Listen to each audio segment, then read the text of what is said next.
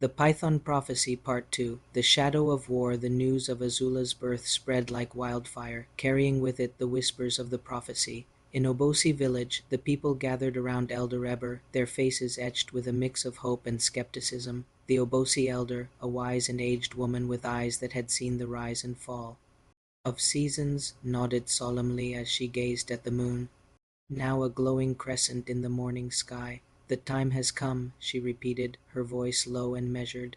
"The prophecy speaks of a child born with the mark of the sacred python. If Azula is indeed the one, then peace is within our grasp, but we must be cautious, for the winds of war still blow strong."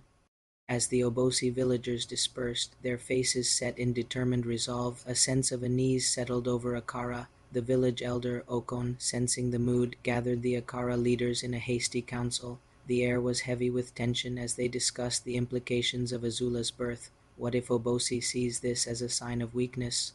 asked one of the warriors, his voice lipped with concern.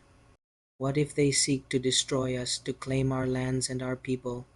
Another added, his eyes narrowing. Chief Ijai glistened, his face a mask of calm, but his heart racing with uncertainty. He knew that the prophecy was a double-edged sword, capable of bringing peace or sparking further conflict.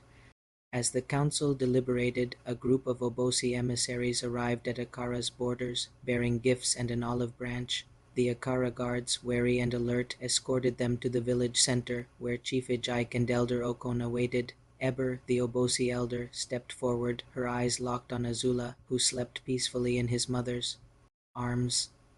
The Akara villagers held their breath as Eber reached out a trembling hand, her fingers tracing the serpentine mark on Azula's forehead.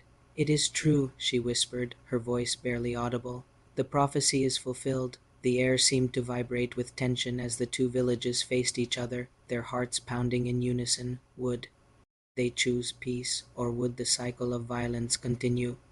Chief Ijike, his voice steady, spoke the words that would decide the fate of his people. "We will meet with your leader, Eber. Let us talk, and may the gods guide us towards peace." The Obosi emissaries nodded, their faces set in grim determination. As they departed, the Akara villagers exchanged anxious glances, their hearts heavy with the weight of uncertainty.